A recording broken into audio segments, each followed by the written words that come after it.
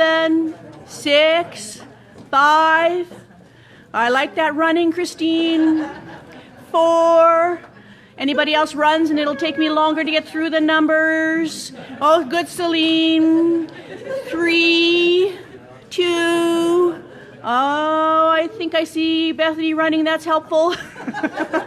All right. 2, 1. All right. We're going to start. Oh, look at that. Allan's already put me on live. Isn't that embarrassing? Anyways, he told me he'd wait until oh, well. All right. Well, thank you very much, Mandy. You are the most popular person in the whole organization, along with, who was it who helped you, Joel? All right. Thank you, too. Thank you. That'll be one of those feedback things that we'll be giving them, which is, yeah, it's best to have a little bit something, and when people come in at 8 o'clock and at the breaks to have a little something. Something that I would have mentioned before the break, but was that if you were going to use the washrooms, to remember that they are this was in fact a country and western bar at one time. If you don't want to see what the wind has done to your hair, just go in and keep your eyes closed, because they're huge mirrors in those bathrooms. Absolutely huge.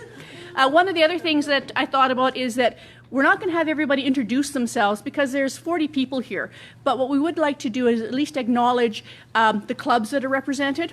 And we have some people who are, well, they're not really district because they're in our district, but they're out of our local area. And so I'm going to have, I think we have 2 people from Okotoks here, so I'd just like them to stand up and wave if they could. Our 2 Okotoks, there they are. And I'm going to start from the next furthest place, which is our 3 people from Pincher Creek. And I believe we have 2 people from Cardston. Yay! He's getting his muffin, which is really important.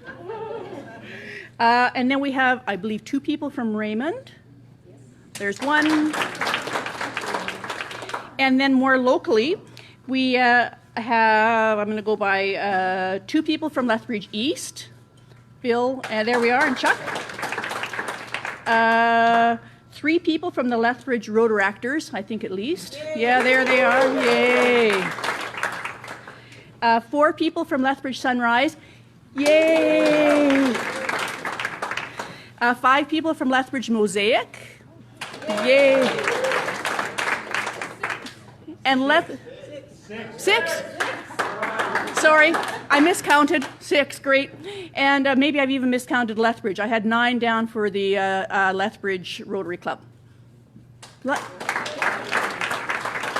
Yay! So as I say, rather than having everybody introduce themselves, we just did it by clubs, because I know that we'll get lots of Rotary moments, et cetera, if we do that, and you'll get to share that at your breaks. Not now.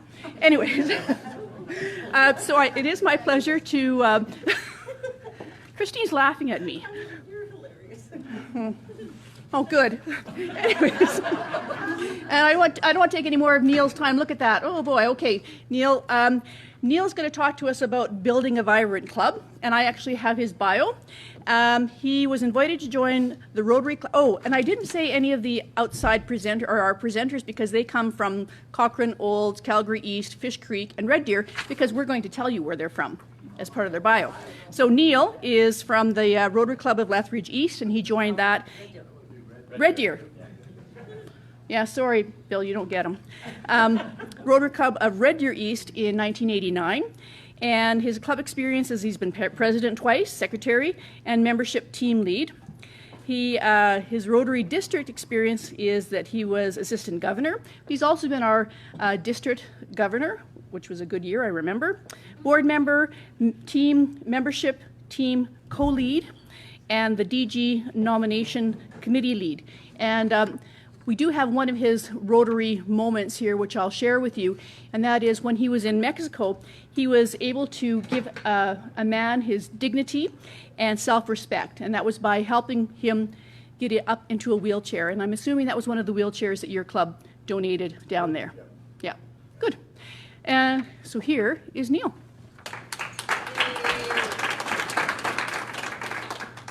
Thank you for that kind introduction, Marlise.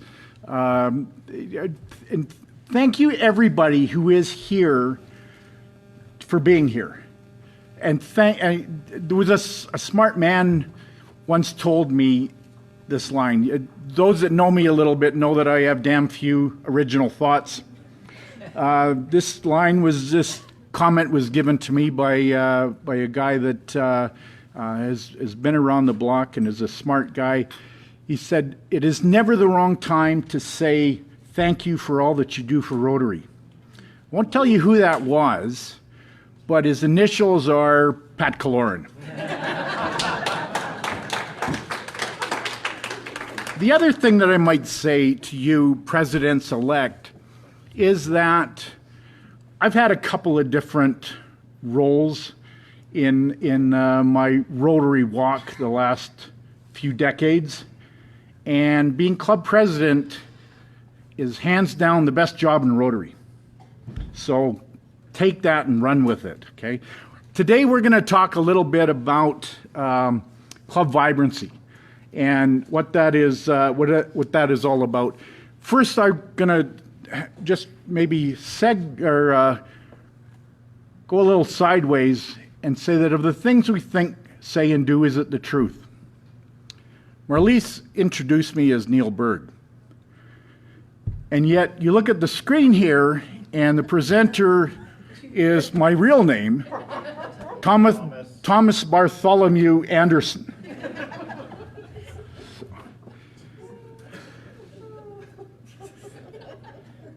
Tell me if this works. Here we go. Okay, so what do we mean by vibrant?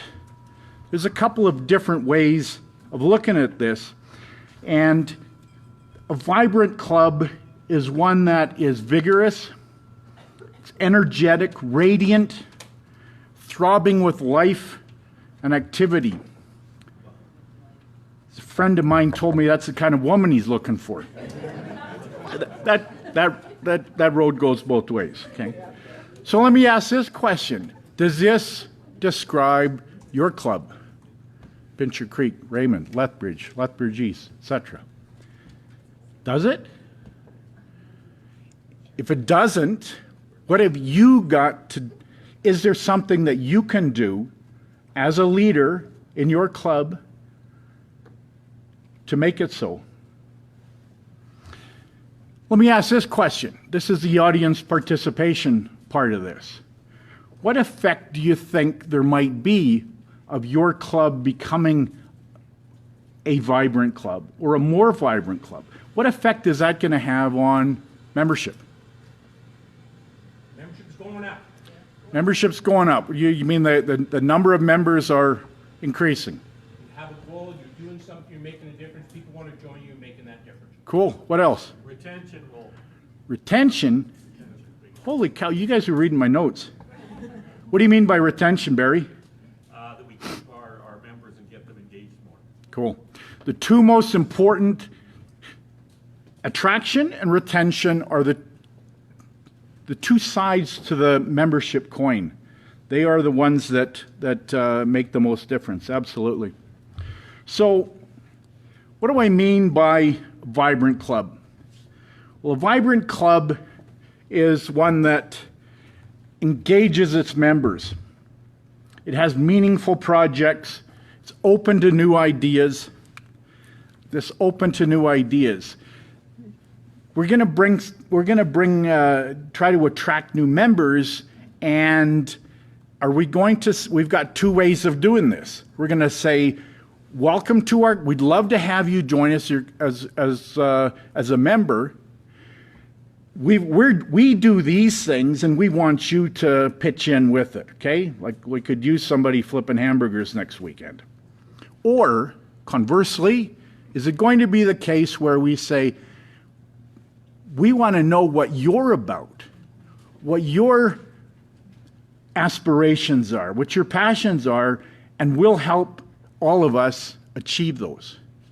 Which of those two do you think might work better?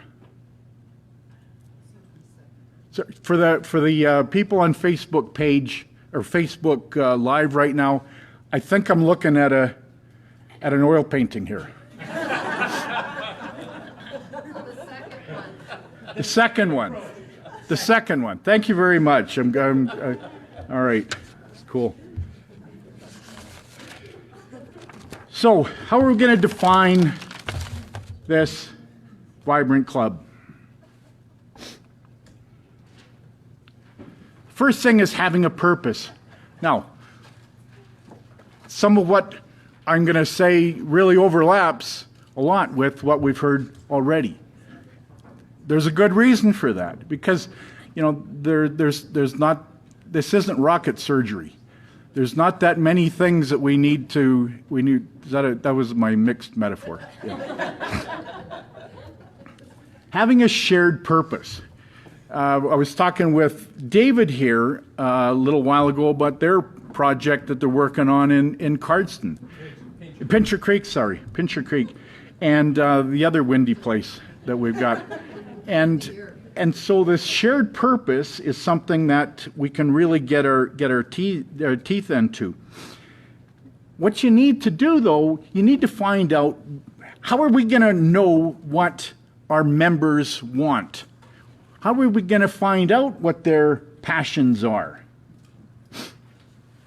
Response here. Insert here. Response. How are we going to do that? I ask them. I wouldn't have thought of that. That is so cool. Yeah, absolutely. A survey might work as well. I'm going to give you an example of something that I've seen done in a number of clubs in the central Alberta area, and it was a 3-question exercise. First question, and it's something that you could do in a space of a regular meeting. First question is, put up 3 flip charts, like the paper ones here, and you say, okay, what do you just love about this club? And everybody has a chance to make their contribution to what they love about it. The second question is, what do you not like about our club? What ticks you off? I'm not going to say it. What ticks you off? List those out as well. And then the third question, what do you want to do? What are the things that we need to do? And then you can do the dot thing, you know, where you kind of vote on it, and you can take it as far as you want. Do your own thing within your club. But what that does is it coalesces, that's my 75-cent word for the day, it coalesces the thought into a focus, into a common purpose. And I've seen that, you know, I've seen that work in a number of different clubs. When we talk about the strategic plan, I'm going to suggest that maybe you go through the process of the strategic plan to identify your goals and objectives and narrow down your focus. But for gosh sake, don't call it a strategic plan, because everybody checks out, physically or mentally, when they do that.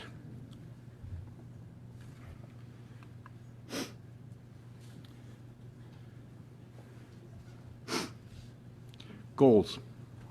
From this comes your goals. Why are goals important? Well, we need something to be working on. It's easier. This is my politically incorrect analogy, is that we're hunting with a rifle, not a shotgun. Goals are important for focus. They're important for accountability, and they're important for measurement as well. Are we going in the right direction? What are the things that we need to do to adjust? Now, accountability. This sounds like some kind of management nonsense. I get accountability at work. I don't need it in my volunteer life as well. Agree or disagree? Disagree? When you task people with responsibilities, you know, I put up my hand and say, yeah, I'm going to do ABC. And then 3 weeks later, 6 weeks later, I'm asked, did you do ABC, Berg? And I say, no, I got lifed. Sorry, I didn't do it.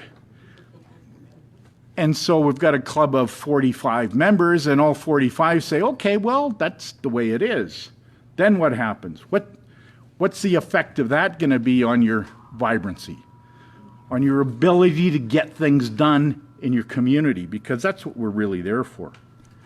It's a concept I've heard about as well, and that is you can avoid fatigue from decision-making fatigue and overwhelm by making one decision that might preclude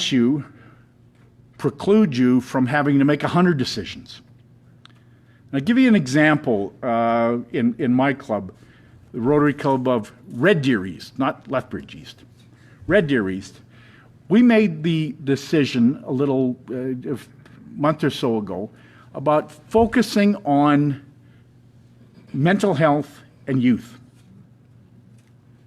And the Child Advocacy Center is one of the Central Alberta Child Advocacy Center is one that we're very focused on right now, and it's absolutely consistent with what Allan was telling us about that they're doing in Lethbridge here.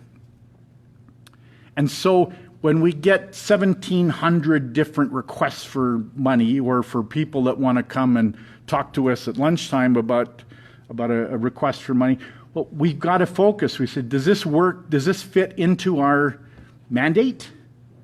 And so it makes it easier to make those decisions as well.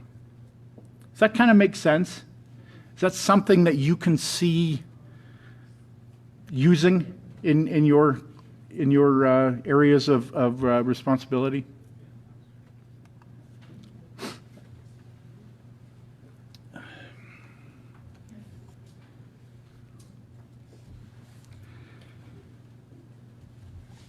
One of the great advantages that a club attains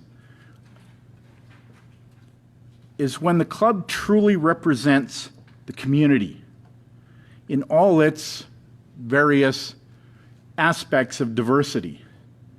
And by diversity, we're talking about gender, we're talking about race, creed, it's religious denomination, etc.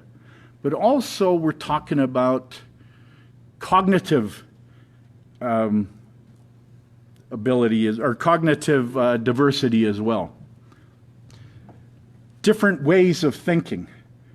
Rotary is apolitical. However, every one of our clubs are made up of people that have strong political views.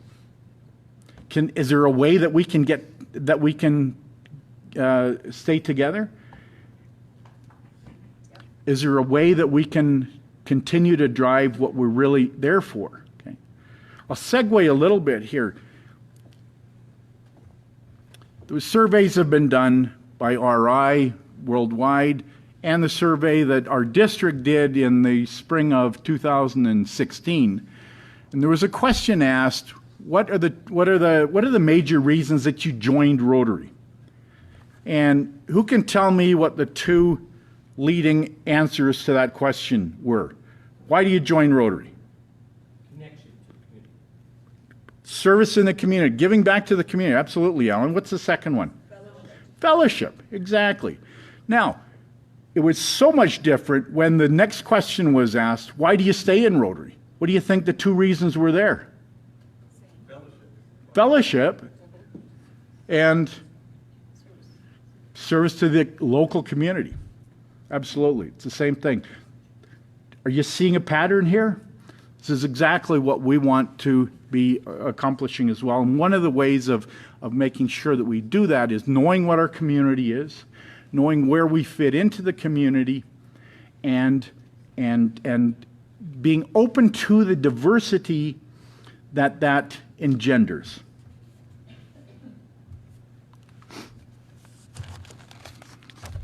How are we going to keep members engaged? I really like the idea of that Mandy brought up about the teams.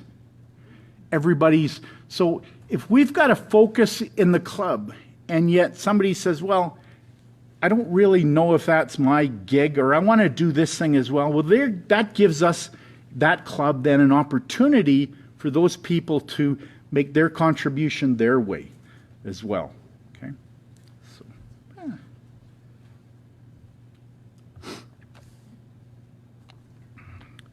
The 2006 Council on Legislation and was a Rotary International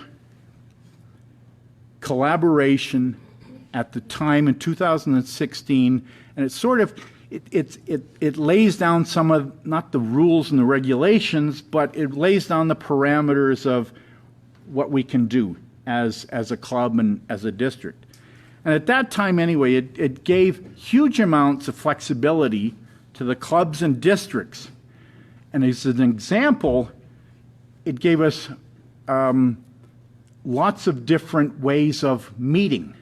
We don't even need to use the word meeting. Maybe there's something else that a different direction that we want to go. Instead of using meeting, let's maybe use the word gathering.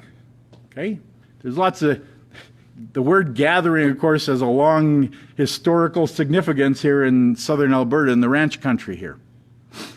So it can be a gathering. And it doesn't have to be at a regular meeting with the speaker, with the boring speaker, with the president ringing the bell to bring us all to order. Somebody told me that this ringing of the bell before lunch is rather Pavlovian.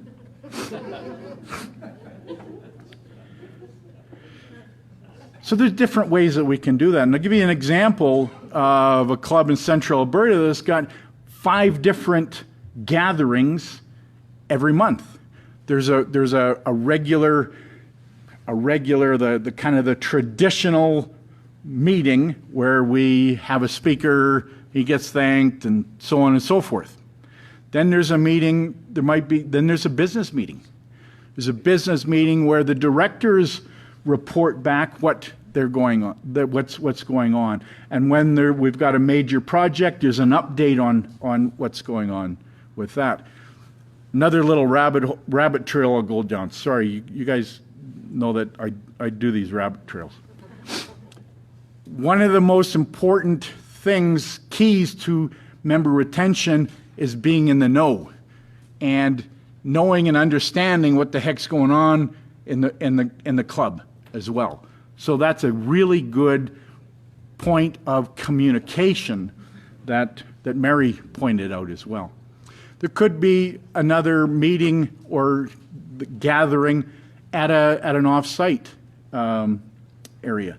My club went to the Pregnancy Care Center and had their meeting sometime in the last month, and we learned a little bit more about what they were up to, and because we had given some funds to them. So there's a lot of different ways you can do it. So it just doesn't have to be the same old way that we've been doing this for 172,000 years. I exaggerate a little bit.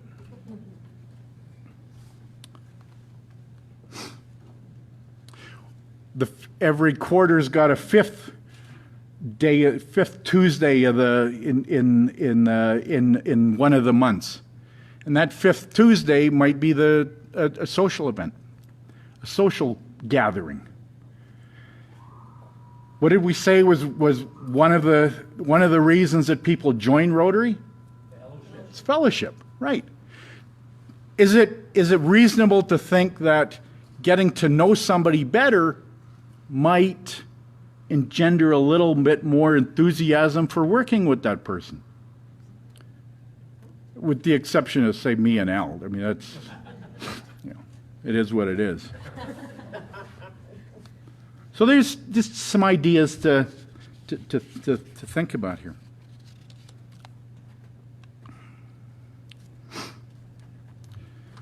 So again, how are we going to know what people are about? We talked about collaboration when Dave was talking about the project in Pincher Creek. Allan talked about collaboration with the social services and the police when he talked about the child protection thing. How many different ways of collaborating are there? We're collaborating as members with each other to coalesce and to gel an idea to move forward. We can be collaborating with other clubs. We heard the example today of the Los Amigos project. How many, Pat, how many clubs are involved in that one? Do you know? 6, 8? Better to ask that club. Barry? No. Glenn. Gwen. There's 7 right now. 7 clubs collaborating. Does everyone, and here's a question I would ask you then, Gwen, is every one of those clubs completely homogeneous, like they're all the same? No, absolutely not. But we can coalesce, we can come together and collaborate for something like that as well. We call them partners. Yeah, exactly. Exactly. Partnerships, yeah. Yeah, we've got a club as far away as Olds, and Mary was just saying we have 2 vehicles from there coming for this year. Cool. Yeah. For the Facebook folks, we just had a comment from Elise here about the Rotary Club of Olds contributing vehicles to the Los Amigos project. So there's an awful lot of collaboration that's going on there. I'll give you one of the biggest and best examples that we've all got as Rotarians for collaboration, and that is polio eradication. Are we, as Rotarians, the only ones that are trying to eradicate polio in the world all by ourselves? Absolutely not. I mean, I think that we can be proud about how we, as Rotarians, started this initiative back in the late 1970s when me and Pat wore a younger man's clothes. But there's a tremendous amount of collaboration with the World Health Organization, with governments around the world, with the Gates Foundation, absolutely, and the CDC and Center of Disease Control in Atlanta as well. There's another smart guy that told me one time that we can get, if we want to go far, go alone. If we want to go quick, go alone. If we want to go far, go together. Okay. Does this mean that we have to share some of the glory? Yeah, that's okay. You know, we got to accept a little humility that way as well. But at the same time, we can also then accept our share of the credit for what we get done through collaboration as well.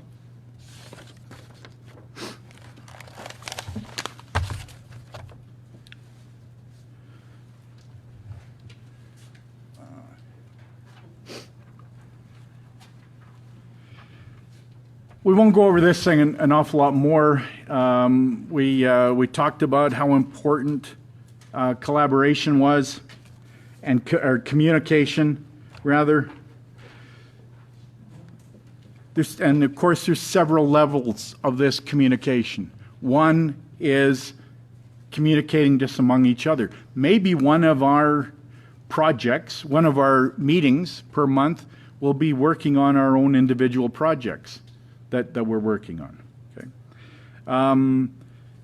Lots of clubs have the monthly business meeting where everybody is on the same page of what's going on. There's a weekly email or a newsletter. You can use social media. Outside of the club level, there's also a tremendous amount of information and communication you can get by attending the district conference. Shameless plug here for District Governor-elect Mary's district conference. I hope to see every doggone one of you there. Okay? There is a tremendous amount of information that comes from that. I remember the first district conference that I went to, I think it was in 1908, that, I only thought, my vision of Rotary was just what we did on our own little club in Red Deer East, not Lethbridge East, Red Deer East. And I got my eyes opened up to everything that was, an awful lot more that was possible at the district conference at that time in Jasper, Alberta. Okay. And then, what's a district conference on steroids? The one that's coming up in Honolulu this year is the Rotary International Convention. If you want to see the magnitude of what we do worldwide, that's a great place to do it. And there's a tremendous amount of communication, education, and support that can come from there. And one of the benefits of you presidents, if you get it, and club leaders, if you get a chance to go to these things, is the people that you'll meet and be able to collaborate with and support each other in all the things that we do in Rotary.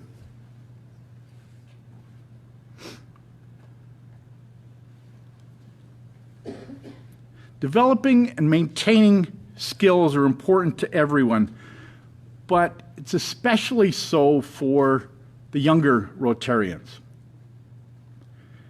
We've got the ability, and in a lot of cases, different people have their own interpretation of that word fellowship. In some areas, it's also mentoring as well that can come from that.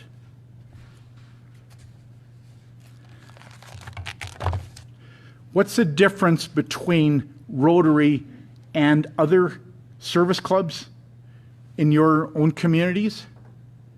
I would suggest that one of the things that makes Rotary unique is leadership development.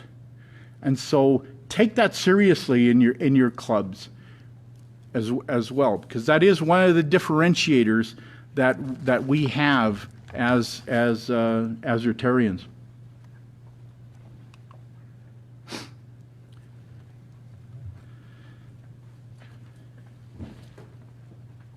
For the 14th time, I'm going to ask you, what are the two things for reasons that people stay in Rotary?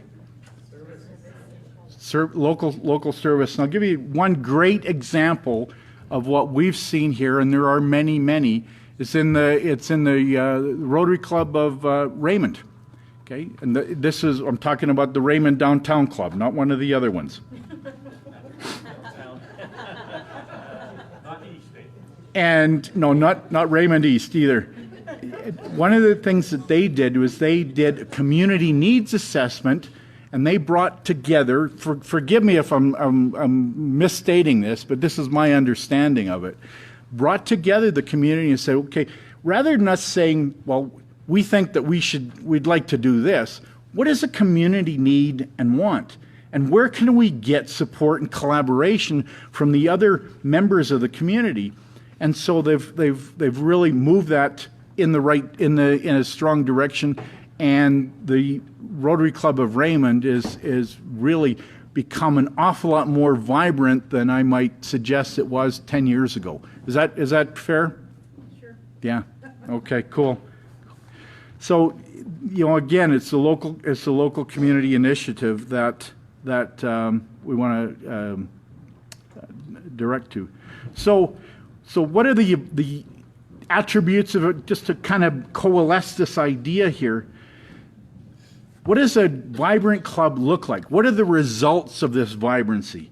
Well, the club is growing in members for two reasons. It's attracting members because there are people on the outside that are saying, holy cow, that looks like a fun group of people that are doing a doggone good job in the community. I want to be involved in that. So it's attraction, not recruiting, it's attracting. And then the other thing, as we heard over here, that there's a higher level of retention.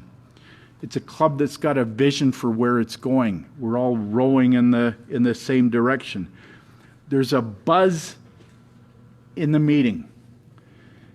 One of the defining criteria of a Rotary Club meeting is the decibel level. And we saw that a little while ago here too, just a few minutes ago here, when Marlise had to use her school teacher voice and her countdown to bring everybody back to the thing. We're welcoming to others. I often ask clubs, are you really a welcoming club? And what do you think the answer is? Well, of course we are. So, little belly button gazing here. Are you really? I've seen situations, times when somebody new will show up at the door and there isn't anybody that's sort of responsible for making sure that that person knows what's going on, or a new member that needs to be coached or explained through like why we do all these things that we do. So there's an opportunity there to also then delegate that responsibility to somebody in your club as well. Get them engaged in that. It's inclusive. Is it going to be fun to be involved in a club like this? I'd suggest that it is. What are the 7 worst words that you can ever hear at a gathering of Rotarians? We don't do things that way. Right? How many words is that? That's 7? 9? Good enough. Okay. So let's try to get over that. We have to respect traditions, protocols, different ways of thinking, but we also need to be open to new ways of doing things. And that Council on Legislation thing that I mentioned gives us the ability to do that.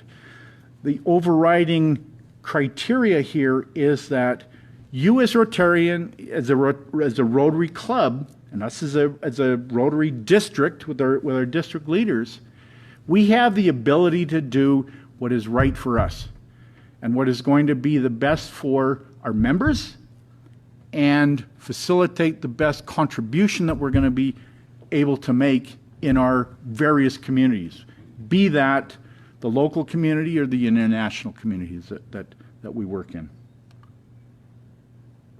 Okay, let's just, Pat's got a question here. Neil, you talked earlier about visioning or strategic planning, that we're not going to use the word or whatever. What does the district have to support for new clubs and perhaps new to their roles? What kind of support does the district offer in that particular area? The first thing that comes to mind is the fact that we've got talented and educated person that will be able to lead to facilitate that as well. And correct me if I'm wrong, and Martin Harvey still there, or? You can help the club. Martin Harvey will come to your clubs and help you with your plan and help you guide you through that process. For the Facebook Live folks, the question was, what have clubs got to help them through the strategic planning, objective, and goal-making process? And one of them is there are people available at district, as there are for many other things. Another question here from Martin. No, same question, just different answer a little bit. Yeah. So the next session is on club plan. Okay, so we're going to go over that. Cool. Thanks, Martin. Martin, District Governor nominee Martin just said that the next session will go ways to answering that. But understand this, kind of the overall concept here is that every little challenge that you might have in a club, there is support available outside of that club at the district level that is available to you. So be aware of those resources and don't be afraid to ask for them. Okay, so let's take a little bit of an exercise here. My 3-question criteria was kind of a precursor to this. So I want you to talk at your table then about 3 things that you'd like to do in your club to help build vibrancy. A couple of minutes to talk about this, okay? Everybody understand the assignment? You're going to be accountable for this. Okay? Go ahead.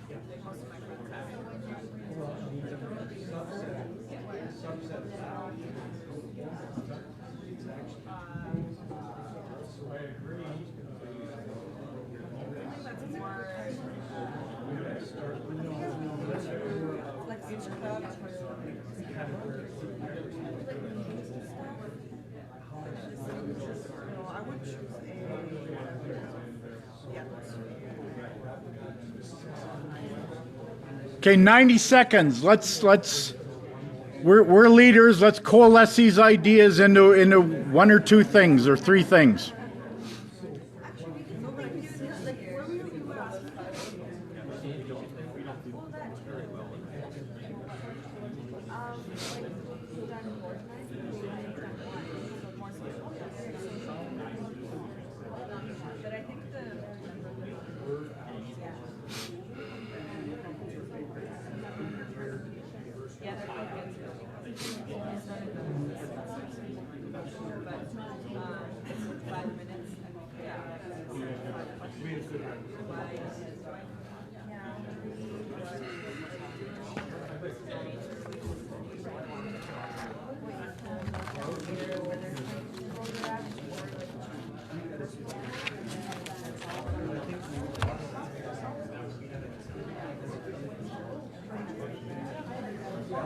Okay, cool. Let's bring it all back together here, folks.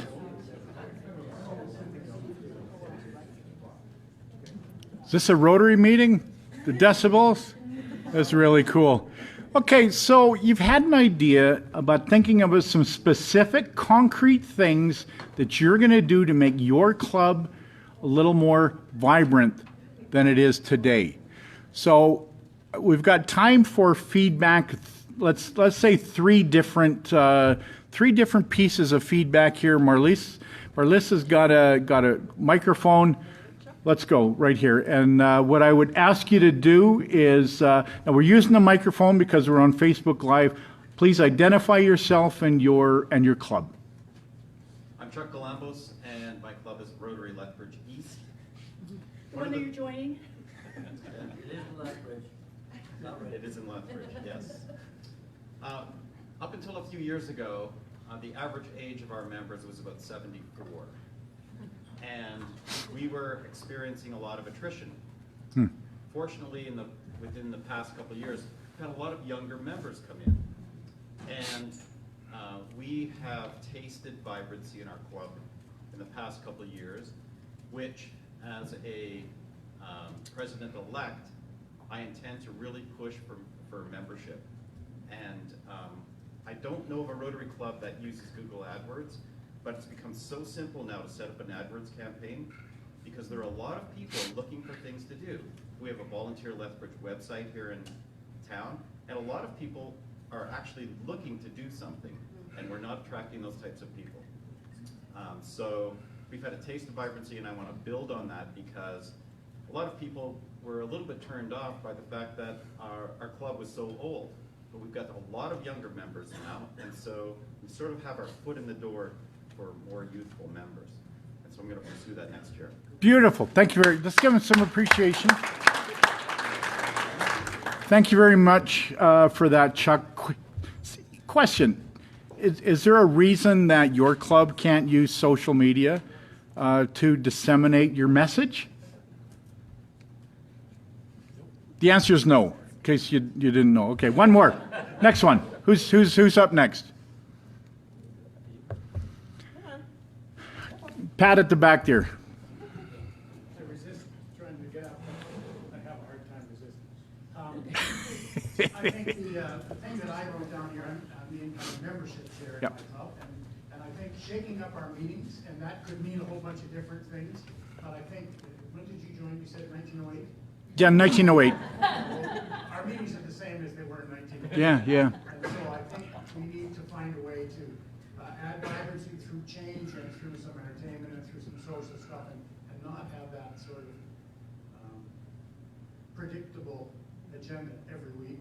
I think that we want people to, I think we were talking here, I think I made the comment that we want people to want to come to the meeting and not feel they should go to the meeting. And there's a difference in that. Absolutely. Pat, yeah, thank you, Pat. Can I ask, let me just ask one question back to you, Pat. Marlis, can you give, yeah, it's going to be a hard question. What kind of specific, what have you got some specific ideas in mind, and what do you think might be the challenges that you might have with this approach? Well, I think this is where, as membership chair, I would delegate this down to a committee so that we get more people involved in that question. Cool. Yeah. I think we could use a little more Rotary education, whether there's Rotary, a lot of good Rotary videos that take 10, 15 minutes that could be used. I think that we need a little more social and engagement time with each other that we tend to lose when we get too busy in the agenda. I think we need to, we had a discussion here earlier, we need to spend a little more time thinking about what kind of speakers we want and who, in other words, not just taking speakers because they're willing to come, but kind of along the theme that you suggested about focusing your service work, we should be thinking about our speakers in the context of what is it we want and not who's willing to come. Yeah. That's just a couple. Great. Yeah, and the sort of being a little more deliberate about what you're doing, and what Pat's talking about here touches on so many things. It touches on engagement, giving more, there's more people things to do. It touches on communication. It touches on interactions as well. I think that's fabulous. And with respect to accountability, I'm going to want to see how that goes, as everybody here will too. Thanks for that, Pat. Two more. I'm just going to make one really quick comment just from my club Yeah, perspective. Marlisa's talking here. We've had some absolutely phenomenal programs. As I mentioned earlier, last week we had the park board for the Writing on Stone Provincial Parks. We have great programs. We have an hour to get through everything. The problem is that we don't always have enough social and fellowship time in our meetings. And I really noticed, because I go to East quite frequently as their assistant governor, their meetings are sometimes a bit long, but they're like sometimes 2 hours. But they're great. They Yeah. get to know each other and all those kind of things. And I do think that that's one of the things that we, as a club, when I'm looking at Gwen and Kim, we really have got to do a little more socializing and fellowship, because it's so important. And when you have that hour in the morning, you really, but I can There we go. change that. Cool. Okay, I want to be cognizant of getting Martin up here. So one more. Is it going to be Bill? Yeah, Lethbridge East, and Your name, sir? Bill Maines, Lethbridge East. Thank you. And yeah, having it in the evening helped because the meeting could go on, and what really helped is when we were in the cave and we'd have meeting 2 up in the bar.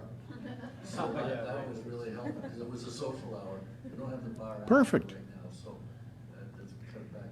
One of the things, though, that funnily enough, is circumstances helped us because we get kicked out of our meeting spot 2 or 3 times a year because we meet at the exhibition grounds, and they're having an outside show on, and they can't give us the space for a particular week. So we have to figure out to do something different in that week. So maybe an idea I'd pass on is just pretend that you can't meet where you're meeting and that you have to do something different. And necessity is some other invention of other things that we've gone out and done because we couldn't meet where we normally meet. Perfect. You've got that flexibility. Thank you, Bill. Let's just Gwen had her hand up, and as well. Yeah. This is Okotoks Main Club, of course. Aggie from Okotoks. Oh, Aggie. We went through a couple of little bit painful years, and one of the things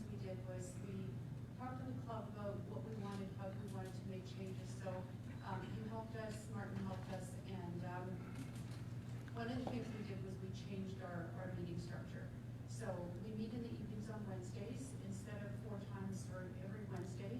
What we decided was that we would have 2 official meetings a month. One of them is a business meeting, one of them is a meeting with the speaker. And there was some, you know, including me thinking like, are we gonna lose people because we're not weekly? But our meeting coordinator, we have a meeting coordinator, he did an amazing job. So what he's done is, one meeting a month is not a meeting, it's a service above self. So we go on the food bank and we make soup and things like that. And then one of them is fun and fellowship. So what's happening is he's made them so fun and interesting that people are actually showing up more for the fun and the other ones than for the meetings. So we're partway there. Perfect. Thanks, Aggie. Is there a risk that we might lose some members by being flexible? Yeah, you know, is it also the case that the net benefit of this is going to be is going to be positive? I think it really is. Okay, so I've got time. I think I've got time for some questions. Any other specific questions, or at least we need or have we kind of covered the waterfront here? Understanding that all of the district governor stream, it's often called the DG string. Some of us have called it the G string. And the team, the committee, there's a big group of people that are there for one person, one purpose in the district, and that is to support the clubs and their members for what they want to do. Full stop. Okay? Understand that that's what you're paying $46 a year for. Any questions? Thank you for being here. Thank you again for all that you do for Rotary. You know, we are called to service above self and to share our time, our talent, and our treasure. So my charge to you, club leaders, is to go out and lead a vibrant club. Have a great year. Thank you. Thanks very much, Neil. That was awesome. Very much appreciated that. I had a couple things that I was just going to add on to what Neil just said. One, he was talking about the Child Advocacy Center that they have in Red Deer. And they have in Red Deer, they have in Calgary, they have in Edmonton. We do not have in Lethbridge. So we have people and resources that try and help make that situation better, but we do not have a Child Advocacy Center or a co-located center for those agencies to work together. There is agencies that believe that is important to get in our community. Okay. One other thing, and Neil, I got it, but I thought about it before. Neil used the analogy about a shotgun or a rifle, and I'm a firearm person, so I know what it means. But if you're not a firearm person, the difference is a shotgun shoots a whole bunch of little pellets in a big, wide thing like this. A rifle shoots one projectile, very, very focused, and that goes way longer as well. So it's a different focus, but the rifle is going to get you farther and more precise, is the idea. Okay? There's one other thing. Oh, when you said fellowship and service, a couple times you qualified service with local. And Linda, as an example from Fish Creek, said, well, you know, for me, it was the international service that was important to me. So just a couple comments. And it is my pleasure to introduce Martin. Martin is going to come and he's going to wow us. He's amazing. The Cochrane Club does some fantastic things. Martin is at the helm of that. Martin was, like, you started running when you were, what, 45 or something? 86. His brother, if I recall this correctly, his brother said, oh, I'm going to run in a marathon. And he was training for the marathon for months.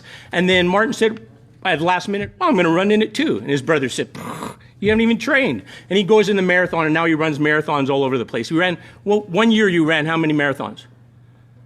A lot, like 26 marathons or something stupid like that. 250 marathons 1 year. Admittedly, I have ran a marathon. If I count all the running I did for 50 years, put it together, I'd have one marathon. So, and Martin is the district governor nominee. So how this works, Christine is the district governor right now. Here's Christine. And then Mary is going to follow her as district governor. And then Martin is going to follow as district governor. So, Martin, I didn't even read your bio. Is that close enough? Excellent. Come on up here and give us your presentation.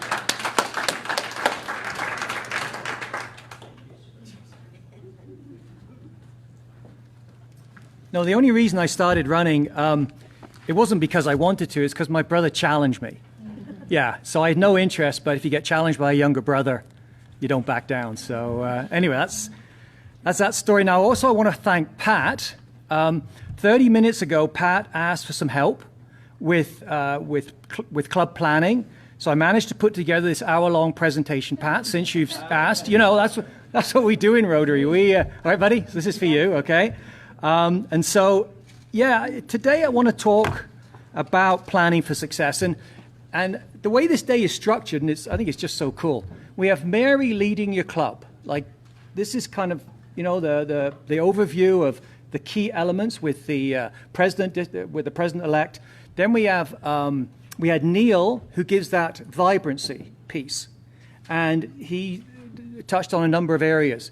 One of those being planning, okay? And so this section hopefully will help to give you some tools. But I want to be clear, this is an evolving journey we're all on. Trust me, we do not have many of the answers. We have maybe a couple thoughts, but this is where it's key to have the group here and to get your input as we go through. In the area of the planning, where's my... Oh, yeah, sorry, yeah. Cheers, mate. Just use the arrow direction. Okay. Good. So just to kind of kick things off, John F. Kennedy, efforts and courage are not enough without purpose and direction. And I think whether it's in our club or in our lives, purpose and direction are so critical for what we want to do. And I'll throw out a couple of questions to the group, and then as we move through this, I'd like you to consider it. Does your club have a purpose and a direction? Okay? Now, if you have a club of one, it's a lot easier, right? I think we have generally bigger clubs than one. Yeah. And what does your club stand for? What do you, as a club, what do you want to do? What do you stand for? What's your feel for your club? And every club's different. And so there was a great chat at the table. I'm with basically the Lethbridge Mosaic Club. And we were talking about one item that came up was, are you a welcoming club? And that's a perfect question. Somebody walks in the door, are you welcoming? And the group, if I may share this with you, said, yes, we're welcoming.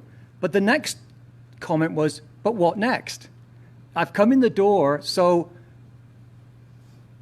where are we headed here? What does the club think? And what I'm hoping to do today with the planning is to maybe give a bit of a guideline so that somebody can come in the club and, quite frankly, know if they want to join that club or maybe have a look at a different club.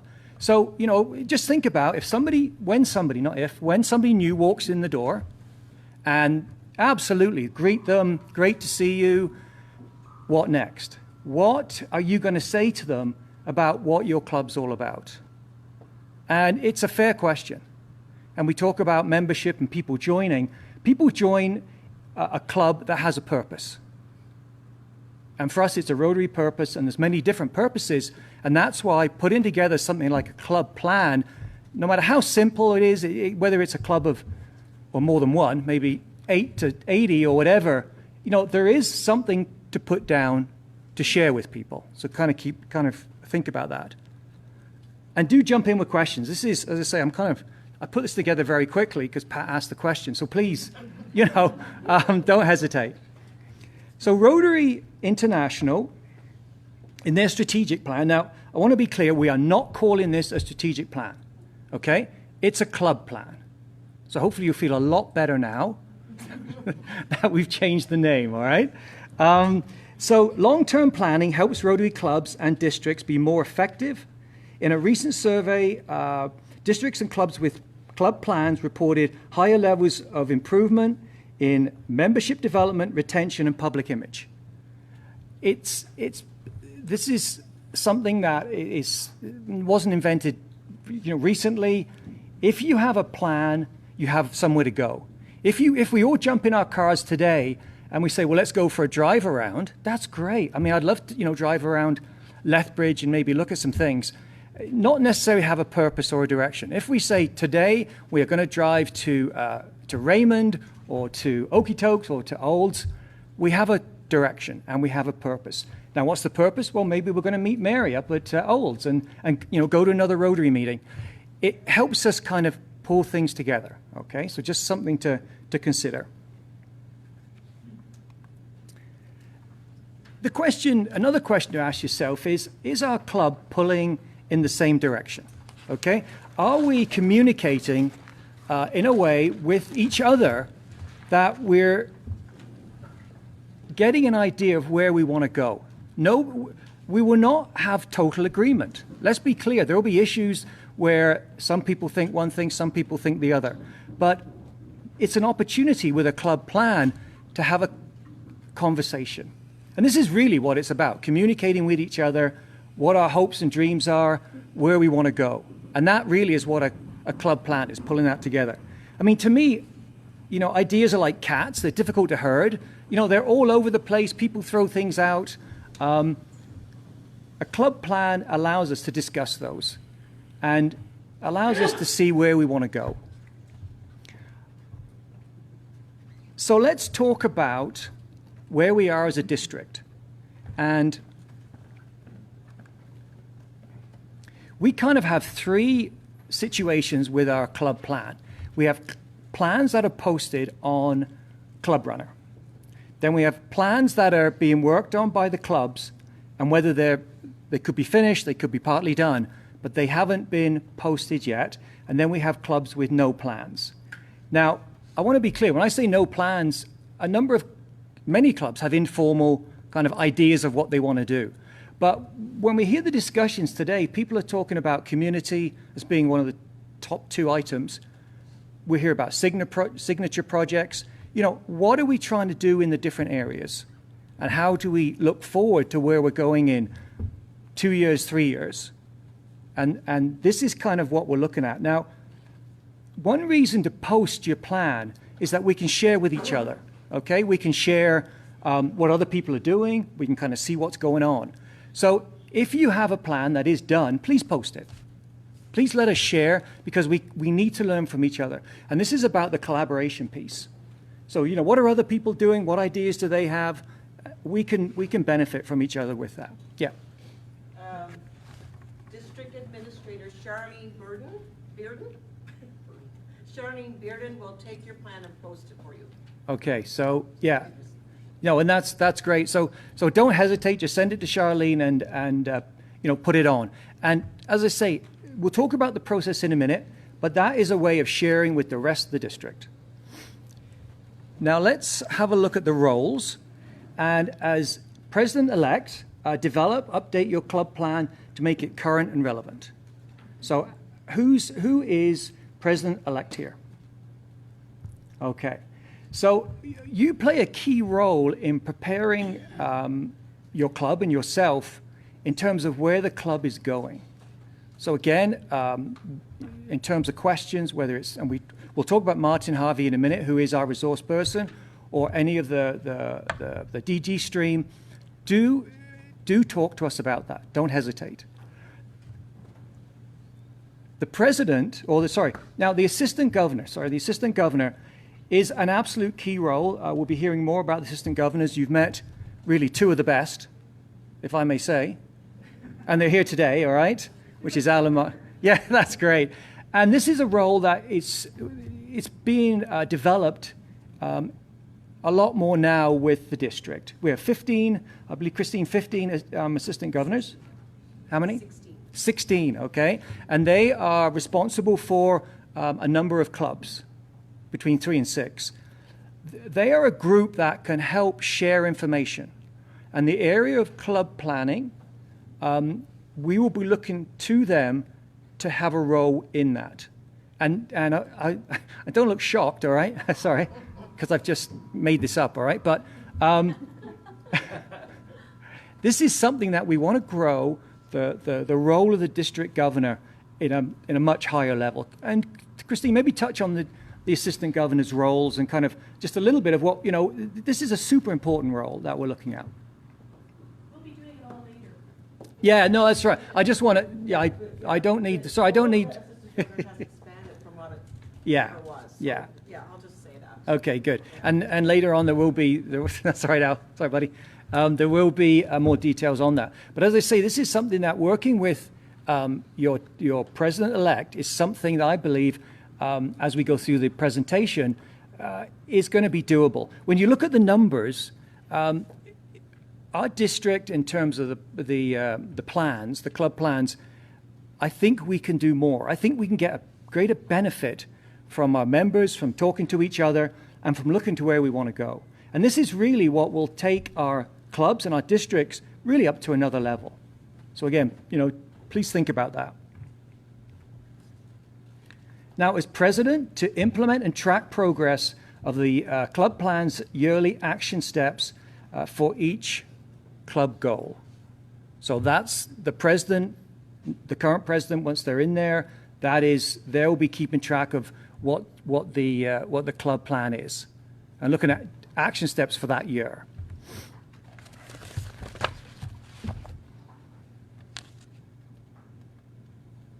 And it was mentioned earlier, Martin Harvey is the district resource person. Martin's done a number of facilitations with the clubs and is the guy that you contact to talk about, okay, how do I go about doing and preparing a club plan? So please, Martin's waiting. He's on the line right now. So do not, don't be slow, because it's going to be busy. All right. So he's tremendous, and he brings such a wealth of knowledge to this process.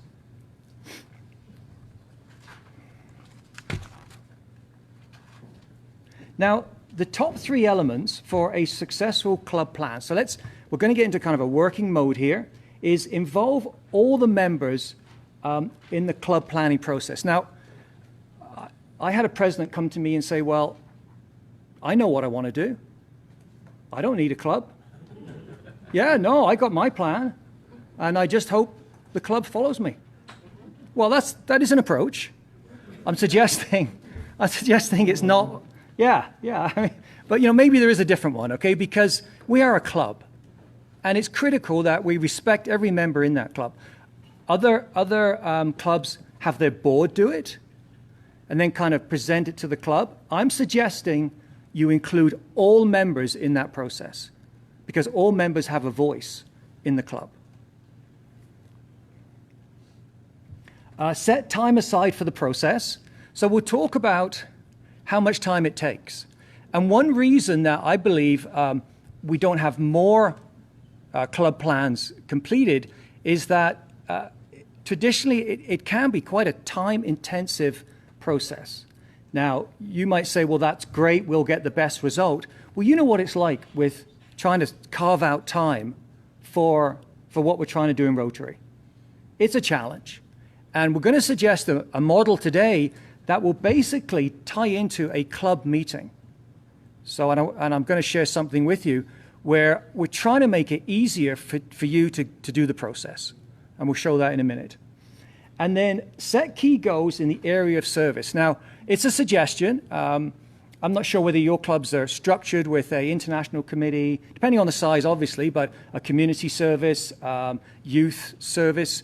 Generally, if you are, then there are directors. And it's really important to have somebody accountable for the goals when you develop the club plan. Okay, so again, that's just a discussion point for your clubs. Is that how you're set up? Is that how you want to move forward on a club plan?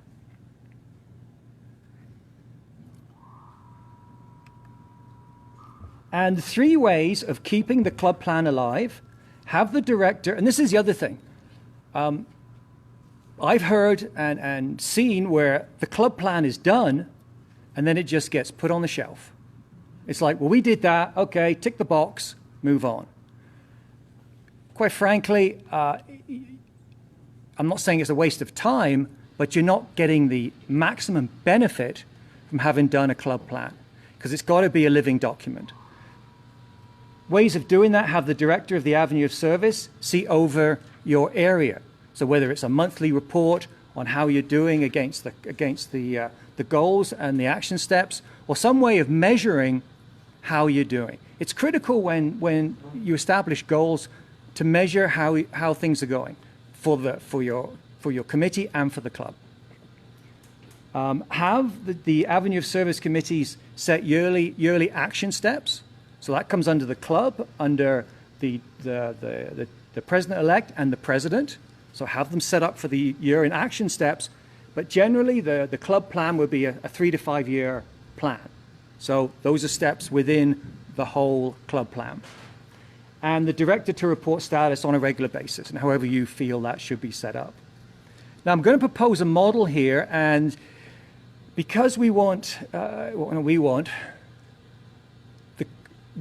clubs to really maximize the good that they can do in their club. And that requires discussion and coming together and talking. That will reduce conflict. It will also help when a new member comes in, they'll know what the vision is for the club.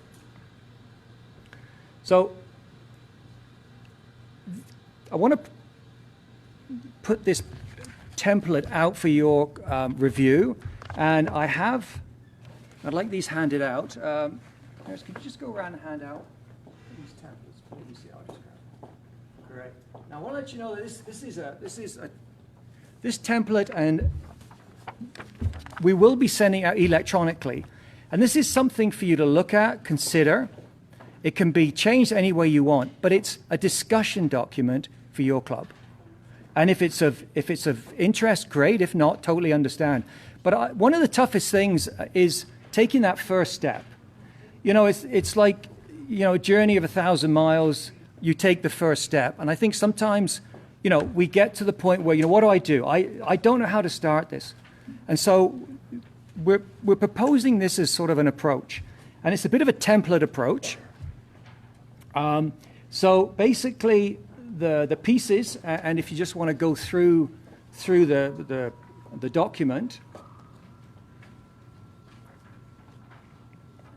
and it is a little bit of a sort of, you know, fill in the blanks, and as I say, this can be changed in any way, okay? But basically, you know, with a period of time, suggesting 3 years. 5 years is quite a long time. If you do 5 years, what we've seen is that you'll want to review it after 2.5, 3 years anyway. So, you know, that's something to think in mind. 3 years seems to be a kind of a time frame where you can have a direction and make an impact, but it's not so far down the road you lose focus. Add a photo, all right? So, you know, make this personal, make this something with a club identity. Right? And have this available for people when they come into your club. Share it. This thing is to be shared, is to be discussed. Just moving to about your club. So a little bit about your club. Again, this is just some suggested, you know, formatting. Put whatever you want in there. Purpose of the club plan, the vision. Okay, what are we looking at? Moving on to mission. Okay, what are we trying to do? What's the overall mission of your club? And a number of these are from Rotary International, or you can, I mean, quite frankly, develop your own. Use it as a discussion document. Core values, this is basically the four-way test. And I think it's very important that is really the heart of what we're doing in Rotary. Key goals. So the process, and I'd love somebody to try this. I mean, we haven't done it before, so this is kind of, you know, we're just putting it out there, is pick a meeting time. And it could be a club meeting, okay? And working with the president-elect and the AG, beforehand, have a chat with Martin Harvey, get some thoughts on the process itself. Whether Martin's there or not, I would suggest do it, because Martin's just one person. Okay, we have 47 clubs. So I think getting information from Martin, whether it's a phone call or whether it's some documentation on how to run it, I'd suggest the AG and the president-elect get together, discuss it, and then bring it to the members, the board and the members, pick a meeting. Go through the process of identifying some key goals, some things that over that 3-year term, as a membership group, you want to do. Kind of, and as Neil mentioned, brainstorm it. Like, get the flip charts, lay it out, put it all out there. Now, then you say, well, okay, how do we decide? Well, in our club, we used the green dot approach. As a member, pick your 3 top priorities. And we went through that process. You'll never get consensus on everything, but it will really lay out kind of an overview of what, as a group, you're thinking. Now, we haven't done it in this short amount of time, but in a team meeting, we've actually spent a Saturday morning doing this in our club. And then we brought the information back and reviewed it and started identifying some of the key goals. But I think it's like anything. If it's too big, if it's a Saturday morning and there's 3 meetings, and I think we got to do something that allows us to do it within the time frame that we have, because otherwise we just won't do it. So I would say try it. I think maybe Neil said, just try it, try something. And if you think this is worth the approach of trying to put that club plan together, then do consider it, okay? And quite frankly, we'd love to hear how you make out, because the only way we're going to learn and change the situation we're in right now with having 5 plans posted is if, as a group here and our clubs, is if we try something.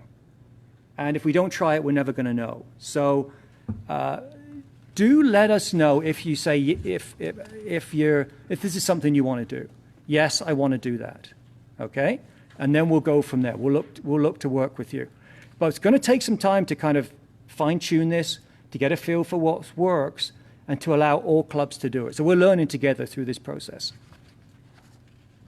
And at the end, Rotary International, 6 areas of focus, and the Rotary 4-way test. So that's the template.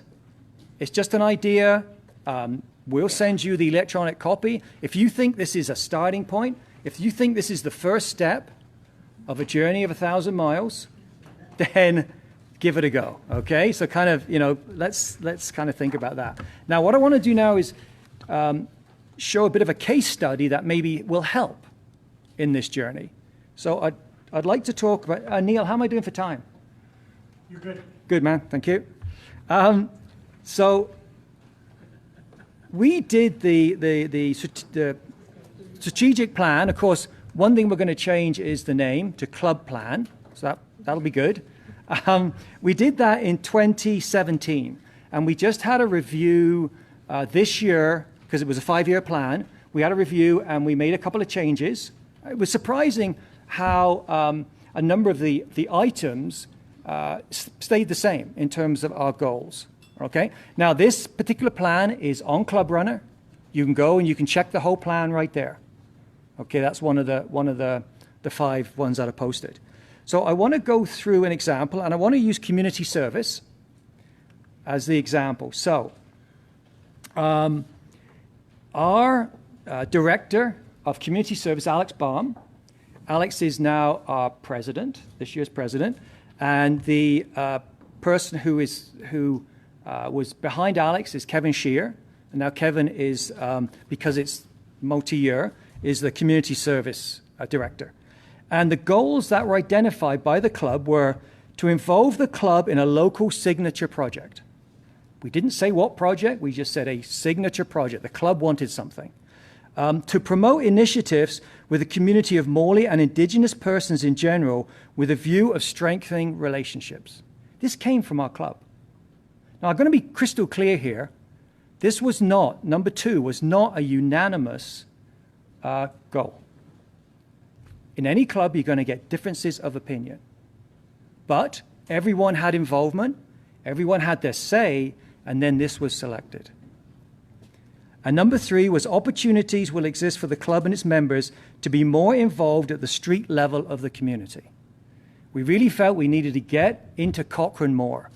We were good at doing fundraising, we're good at signing checks, but we weren't in the community enough, and that was identified.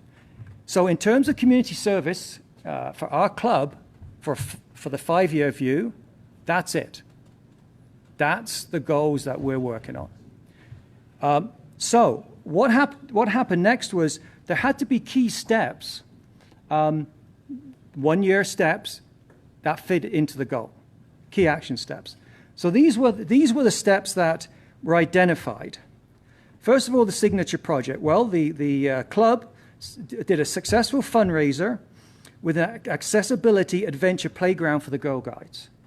And this is a 2-year project for the Girl Guide Camp in Cochrane, which services 8,000 Girl Guides in Cochrane and area.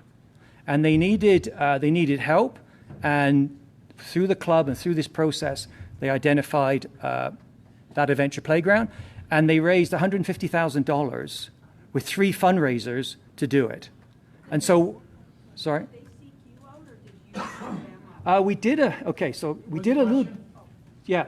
The question is, did they seek us out or did we seek them out, correct? Yeah.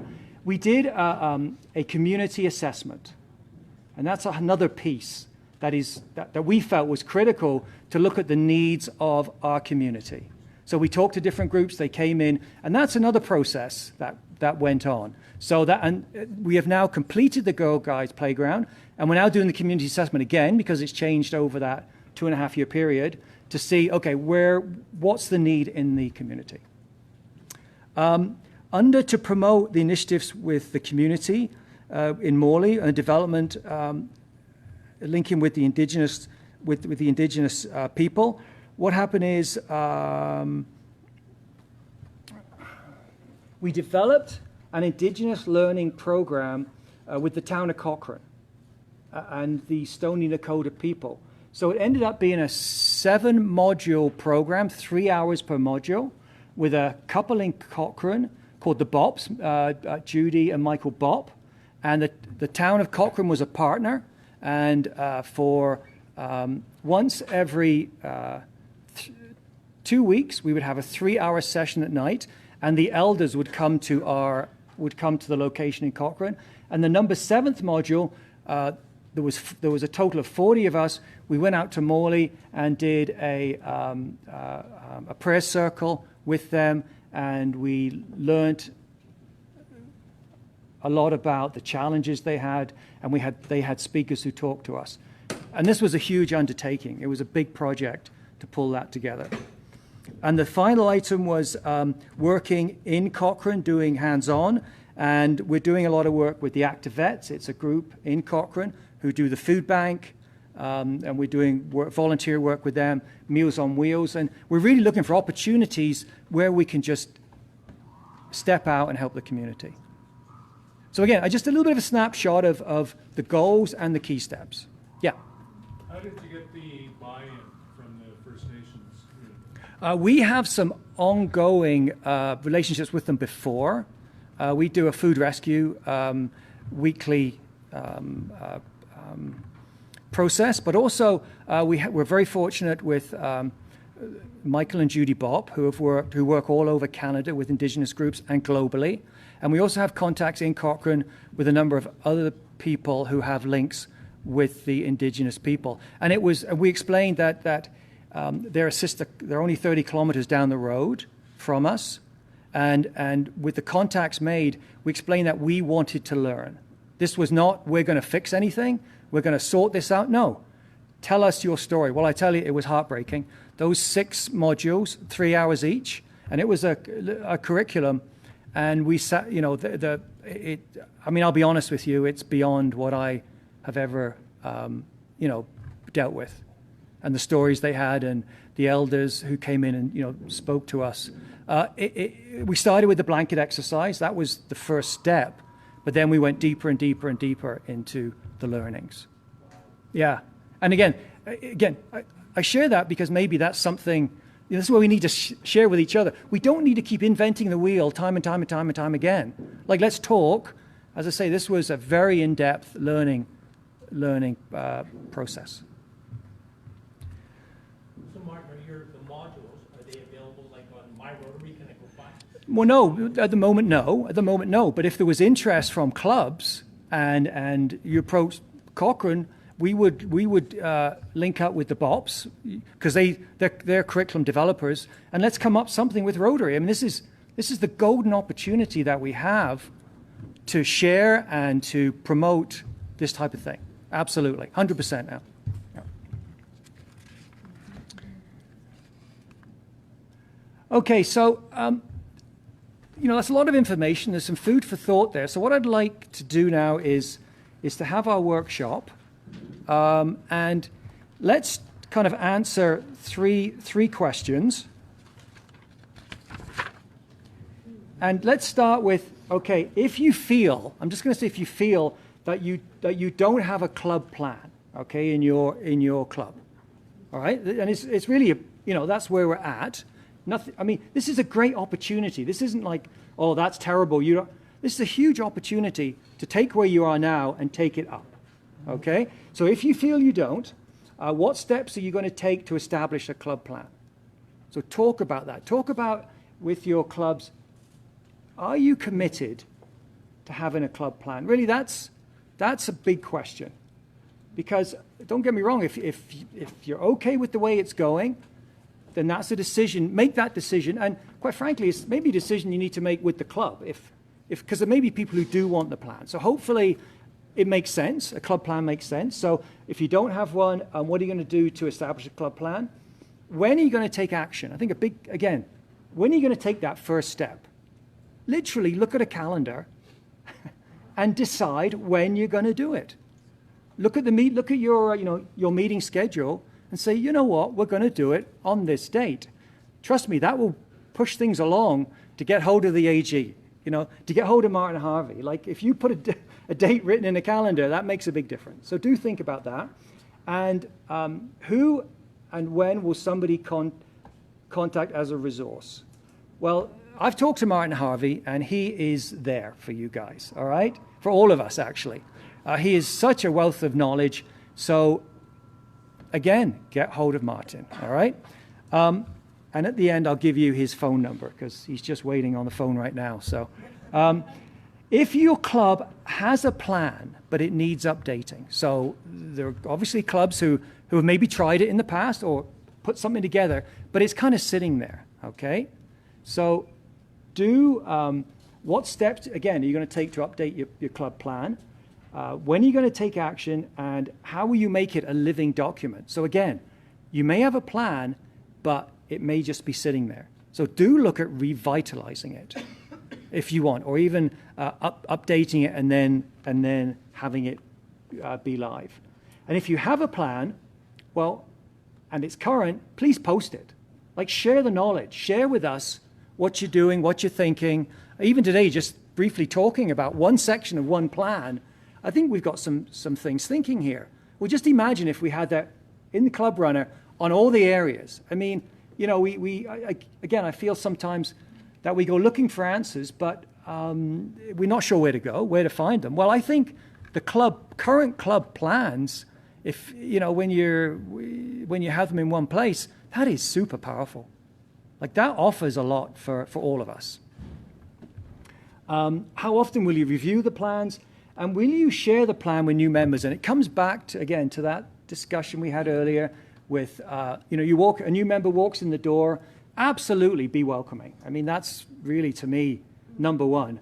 But what's next? And if you can share with them as part of the package, this is what we're thinking. This is our club plan. This is what we're looking at. Then it'll give them food for thought. It'll energize them. It will make them vibrant. Okay, so that's kind of the key. And, who are we going to call? Well, there's Martin Harvey's email. It'd be fun if somebody phoned him right now. No, seriously, like somebody just call Martin and say, Martin, I was just in the meeting, and Martin Parnell was speaking, and he said I could phone you. Come on, somebody do it, right? Is somebody going to do that? Yeah, come on. Who's going to do it? Everybody text him. Yeah, text him. Yeah, do something. Like, Like, poor Martin, last year we did the same thing, and he waited for 3 months. I mean, it just didn't work. So I think we've got to, get some buzz going here. So please get hold of Martin. And, of course, the big question is, how are you going to feel once you've done it?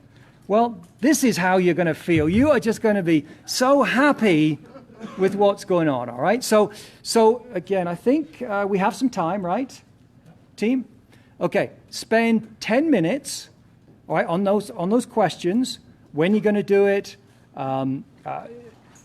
where you're going to do it. In fact, I'll go back to those questions because I can't remember what the heck they are. So there we go. All right, have a look at those 10 minutes, and then I'm going to come back, and I'm going to ask you where you got to. And again, this is an evolving a story. This is an evolving journey. I want to know what you're thinking at this point. All right, so 10 minutes. So we'll come back at 1:45. Okay.